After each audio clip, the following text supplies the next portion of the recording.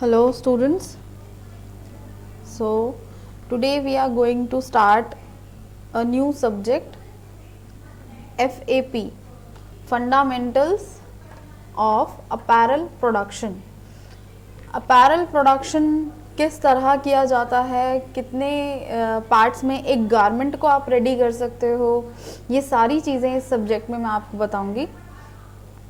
आज हम कुछ न्यू टॉपिक स्टार्ट करते हैं. इसमें सबसे पहले समझिए कि अपैरल प्रोडक्शन को समझने की ज़रूरत क्यों है. जब हम फैशन डिज़ाइनिंग में स्केचेस करना सीखते हैं, डिज़ाइंस बनाना सीखते हैं, बट आपको ये देखना कि मास प्रोडक्शन में किस तरह से एक अपैरल इंडस्ट्री के अंदर, एक अपैरल इंडस्ट्री, गारमेंट इंडस्ट्री किस तरह से वर्क करती है, कितने डिपार्टमेंट्स होते हैं, पैटर्न बनाना कहाँ किया जाता है, और ये सारी चीज़ें प्रोसेस वन बाय वन किस तरह से, ये किस तरीके का प्रोसेस है, ये सारी चीज़ें आपको फंडामेंटल्स ऑफ अपैरल प्रोडक्शन में बताई जाएंगी. सो दैट कि आपको इन सारी कंपनीज़ के बारे में, प्रोडक्शन हाउसेस के बारे में अच्छे तरह से नॉलेज हो जाए. FAP आज हम स्टार्ट कर रहे हैं. इंट्रोडक्शन पहले कंप्लीट करते हैं. अभी मैं आपको इसका इंट्रोडक्शन कराऊंगी.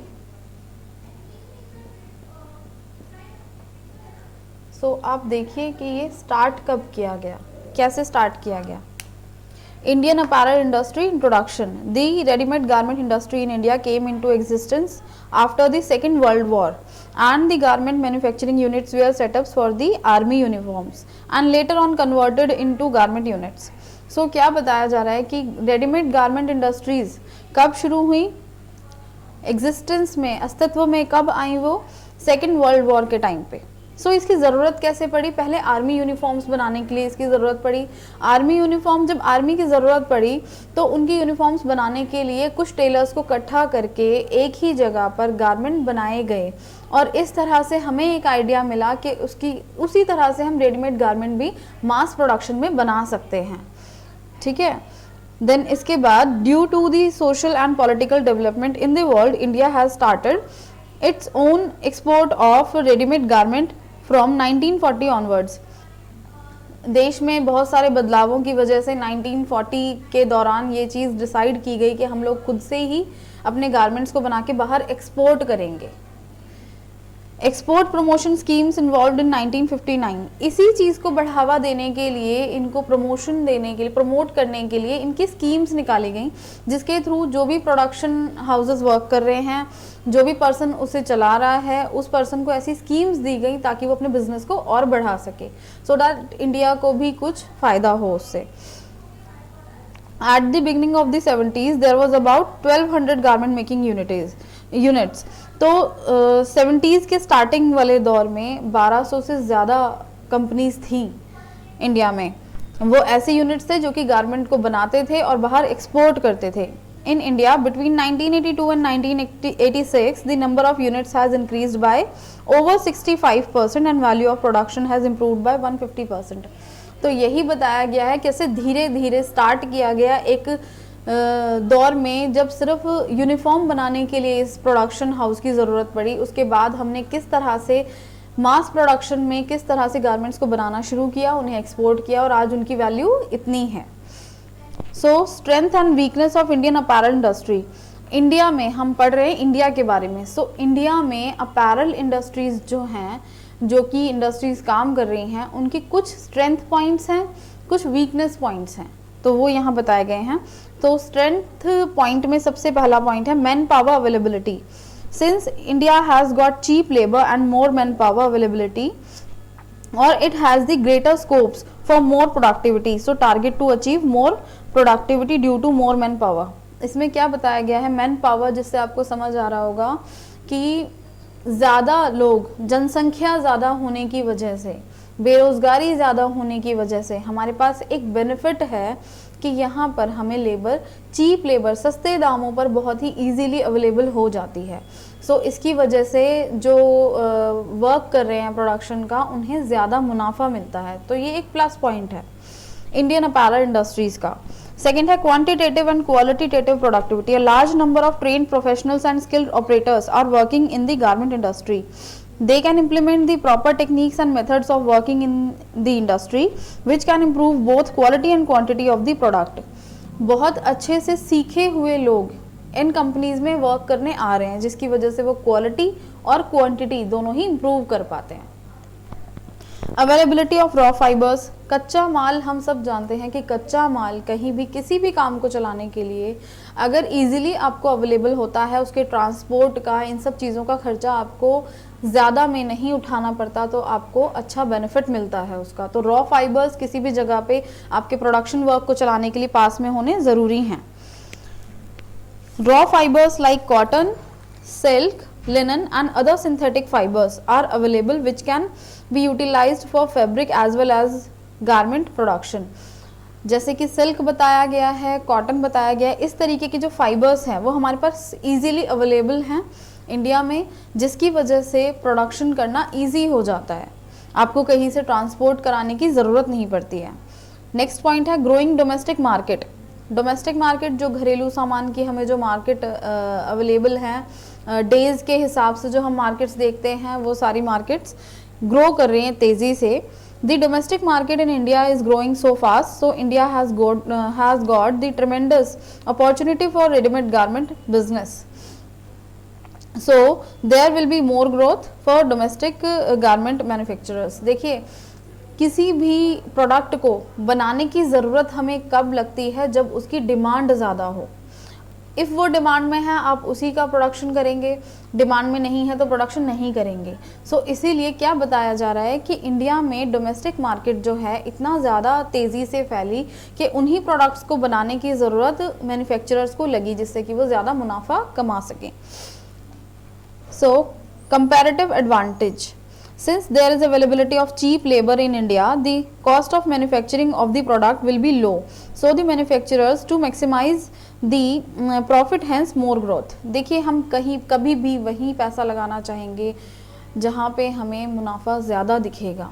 सिंपल सी चीज़ है कि इंडिया में चीप लेबर हमें मिल जाती है, इसी वजह से हम यहाँ पर चीप लेबर के साथ अपना प्रोडक्शन करके अपना मुनाफा ज़्यादा कमा सकते हैं. सो कंपैरेटिव एडवांटेज है. जहाँ पे आपको लेबर नहीं मिलेगी इजीली, सो वहाँ पे आपको अवेलेबल नहीं भी होगा, आपका जो भी मटेरियल है वो इजीली अवेलेबल भी नहीं होगा और आप ज़्यादा मुनाफा नहीं कमा सकते. Foreign exchange income. It has got the greater advantage to get more foreign exchange income by exporting more quantitative products and increasing the market demand. Demand के ऊपर यहाँ से जितने भी प्रोडक्ट्स बना के एक्सपोर्ट किए जाते हैं, वो सभी प्रोडक्ट्स आपको ज़्यादा मुनाफा दिलाते हैं फॉरेन एक्सचेंज इनकम के through. Government policies and schemes. So government policies कैसे हमें हेल्प करती हैं? The government of India is now giving more priority for liberalisation of garment business. Garment business, जैसा कि मैं बता रही हूँ कि जो इंडियन हमारी गवर्नमेंट है, उन्हें इस चीज़ की इम्पॉर्टेंस नज़र आने लगी कि गारमेंट मेकिंग यूनिट्स हमें कितना फ़ायदा करा सकते हैं, बाहर किस तरह से एक्सपोर्ट करके गारमेंट को और किस तरह पैसा कमाया जा सकता है, यहाँ की बेरोज़गारी को ख़त्म किया जा सकता है. ये एक कदम की तरह उठाया गया, इसलिए गवर्नमेंट ने ऐसी स्कीम्स भी दी उन मैन्युफैक्चरर्स को जो कि वो ज़्यादा प्रोडक्शन करें, कोई बाधा ना हो और सारी चीज़ों को लोन्स वगैरह सारे ईजीली अवेलेबल कराने के लिए उन्होंने एक मुहिम चलाई.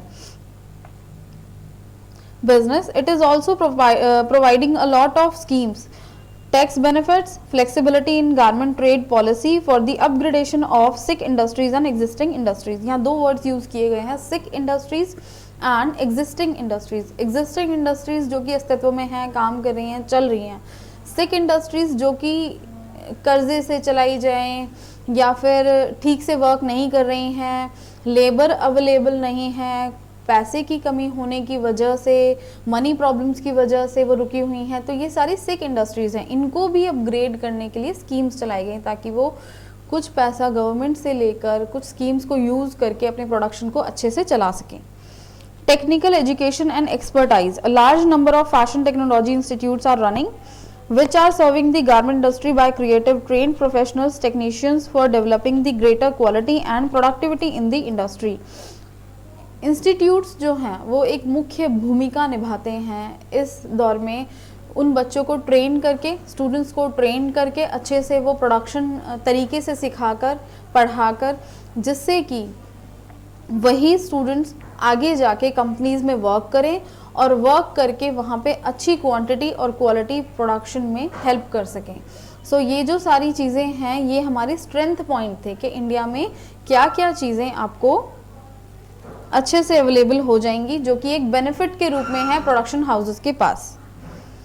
अब हम पढ़ते हैं वीकनेस पॉइंट्स क्या हैं। सो कुछ वीकनेस पॉइंट्स भी हैं, वीक पॉइंट्स भी हैं कुछ। So weaknesses are, first point is outdated technology. एक बहुत बड़ी वीकनेस आप कह लीजिए प्रोडक्शन हाउसेस की ये है इंडिया के अंदर कि आउटडेटेड टेक्नोलॉजी है। आउटडेटेड टेक्नोलॉजी से मेरा मतलब है कि जो स्टार्टिंग में यूज़ किया जा रहा था वही चीज़ें आगे भी चले जा रही हैं। The tendency for implementing the latest technology by the manufacturers is as slow as compared to other industries. The major problem is that workers' hesitation because they fear that they will be jobless if there will be the advance in technology. देखिए, जो person, जो workers उस production house में work कर रहे हैं, किसी भी नई टेक्नोलॉजी, किसी नई मशीन के आने से वो लोग हेजिटेट करते हैं। उन्हें ये डर रहता है कि कोई नई टेक्नोलॉजी आई और हमें वो यूज़ करनी नहीं आती, उसके लिए वर्कर्स भी अलग से मंगाए जाएंगे और हम जॉबलेस हो जाएंगे।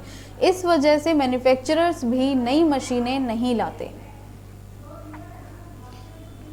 Small scale industries, most of the garment industries are small scale industries and unorganized. Since small scale industries are widely spread throughout the country, the economy of scale is difficult to achieve. Small scale industries में छोटी छोटी जगहों पर, छोटी छोटी shops में ही manufacturers अपने shops को ओपन करते हैं, वहीं कुछ वर्कर्स लेके वर्क करते हैं, बट वो अनऑर्गेनाइज्ड हैं। इस वजह से उन्हें काउंट करना, इकोनॉमी पे काउंट करना बहुत मुश्किल होता है। Lack of professionalism and trained manpower, बहुत कमी है प्रोफेशनलिज्म की एंड ट्रेंड मैन पावर की, जो कि एक अच्छी तरह से सीखे हुए होने चाहिए लोग, वो नहीं मिलते हैं easily. Since most of the industries are small scale industries, it become most cost effective to hire more professionals and trained manpower to run the industry. देखिए, एक पॉइंट मैंने बताया स्मॉल स्केल इंडस्ट्रीज एक वीकनेस है। So small scale industry को आप देखिए कि स्मॉल स्केल इंडस्ट्री है, एक छोटे पैमाने पर खोला हुआ है, इस वजह से वो हाईली ट्रेंड जो लोग हैं उन्हें वो अपॉइंट नहीं करते। सो दैट इसी वजह से जो प्रोडक्शन में जो फिनिशिंग आनी चाहिए, जो वर्क होना चाहिए जिस तरह से, वो नहीं हो पाता है। Unavailability of right production right time, ये बहुत बड़ी प्रॉब्लम है कि जब हम किसी भी जगह से कोई ऑर्डर लेते हैं तो उस ऑर्डर को फुलफिल करना सेम टाइम पर बहुत ज़रूरी होता है, बट बहुत सारी कंपनीज हैं जो ये वर्क नहीं करती हैं इंडिया में। ये बहुत बड़ी प्रॉब्लम है। A lot of problems are being faced now, it is due to improper sourcing, not purchasing the right product, compromising quality, lack of communication which affects the delay shipment of the product. So buyers look for other industries for delivery on right time. देखिए क्या देखा गया है India के अंदर कि जो भी आपने डेट एक डिसाइड करी है, आपने शिपमेंट के लिए जो डेट रखी है, प्रोडक्शन कंप्लीट करने के लिए जो डेट रखी है, कि वो उसके बाद हो, बहुत लेट हो। इसी वजह से जो भी ऑर्डर देने वाले पर्सन हैं वो किसी और इंडस्ट्रीज़ की तरफ देखना चाहेंगे ताकि उन्हें राइट टाइम पे वही प्रोडक्शन, वही आपका ऑर्डर मिले। सो ये चीज़ बहुत गलत है इंडिया के अंदर कि आप लोग प्रोफेशनलिज्म की कमी की वजह से, जैसे इसमें कई पॉइंट्स दिए गए, लैक ऑफ कम्युनिकेशन और आपका डिले शिपमेंट, कॉम्प्रोमाइजिंग क्वालिटी, इन सब चीज़ों की वजह से, कोई प्रोडक्ट सही ना आने की वजह से जो डिले होता है शिपमेंट में, वो इसकी वीकनेस है, इंडियन अपैरल इंडस्ट्रीज़ की वीकनेस है। Lack of research and development, there is inadequate research and development in apparel sectors. There is lack of awareness practice for implementing the new techniques for improvement of productivity and quality. Research नहीं किया जाता है किसी भी product से पहले, जो कि उसकी एक लिस्ट, एक प्रॉपर रिपोर्ट हो, जिसके दौरान उस रिसर्च को देखकर आगे का प्रोडक्शन शुरू किया जाए। इसका बेनिफिट क्या रहेगा कि उसमें जो होने वाली आगे गलतियां हैं वो हम नहीं करेंगे। वो हम नहीं करेंगे। इसी वजह से रिसर्च करना बहुत ज़रूरी है किसी प्रोडक्ट के ऊपर कि किस क्वालिटी का वर्क उसमें चाहिए और ऑर्डर करने वाला पर्सन हमसे क्या मांग रहा है, तो वही हमें रिसर्च करनी है और उसे डेवलप करना है उस चीज़ को, जो कि इंडिया में एक वीकनेस के तौर पे दिखाया गया है। इंक्रीजिंग इन्वेंट्री कॉस्ट, जो उसे इन्वेंट करने का कॉस्ट है, जो लागत है, वो ग्रेजुअली वो बढ़ता रहता है। वो किस वजह से बढ़ता है? In Indian garment industries the cost of inventory is increasing gradually due to delay in processing, बनाने में देरी की वजह से, फिनिशिंग वर्क की वजह से, ऑल्ट्रेशन वर्क की वजह से, quality problems and lack of communication. इन सब चीज़ों की वजह से जो इन्वेंट्री कॉस्ट है, देखिए जितने डेज आप एक किसी प्रोडक्ट पे देते हैं बनाने के लिए, उसी के साथ साथ लागत में लगने वाला आपका जो टाइम है वो भी एक्स्ट्रा जाता है। मींस जो इन्वेंट्री कॉस्ट है वो बढ़ता जाता है, इसीलिए उसे टाइम पे देना, सही प्रोडक्ट के साथ देना बहुत ज़रूरी है। So the overhead and manufacturing cost increases which effects the probability of the product. So last point जो वीकनेस में हमारा है वो है पावर शॉर्टेज। पावर शॉर्टेज किस तरह से हमारे लिए एक प्रॉब्लम बन गई है? The biggest problem of Indian apparel industry, most of the times industries are running on generators, the electricity by these types of sources increases the cost.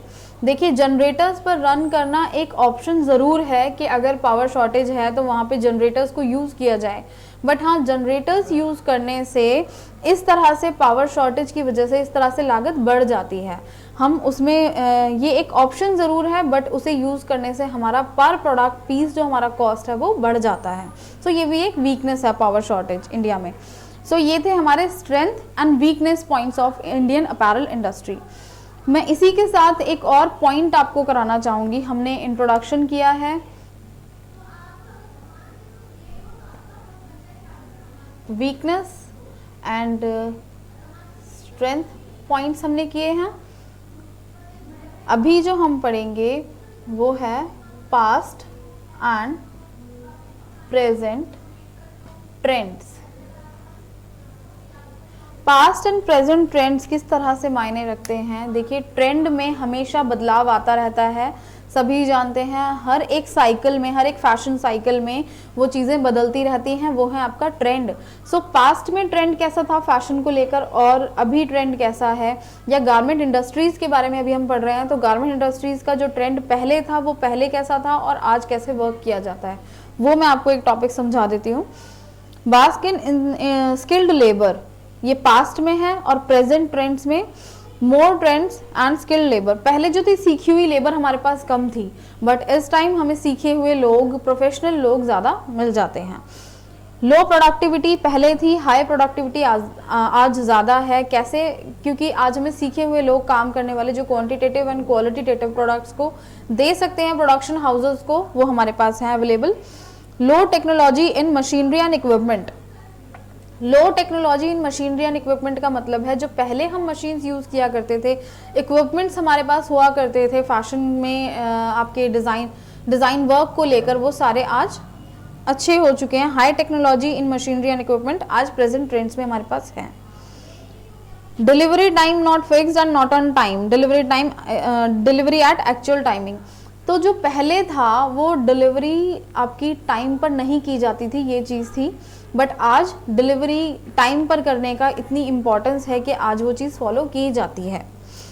No comments on critical problems, more improvement in critical problems. पहले जो problems थी उन्हें ना ही देखा जाता था, उनके ऊपर कोई सोल्यूशन जल्दी से नहीं दिए जाते थे, जैसे काम चल रहा है वैसे चलने दें, बट आज कोई भी प्रॉब्लम के सोल्यूशन आपको इजीली अवेलेबल हो जाते हैं और उन पर ध्यान दिया जाता है। ये गारमेंट इंडस्ट्रीज़ के अंदर मैं आपको ट्रेंड बता रही हूँ। Maximum wastage of raw materials, minimum wastage of raw material due to new technology. पहले टेक्नोलॉजी नहीं थी, सिजर से कटिंग या जो भी चीज़ें की जाती थी, पैटर्न मेकिंग को ज़्यादा फॉलो नहीं किया जाता था, तो इस वजह से जो मटेरियल वेस्टेज थी वो ज़्यादा थी। बट इस टाइम आपके पास इक्विपमेंट, आपके पास टेक्नोलॉजी ऐसी है कि आप उनसे कटिंग या और चीज़ें करके उसकी रॉ मटेरियल की वेस्टेज को बचा सकते हैं।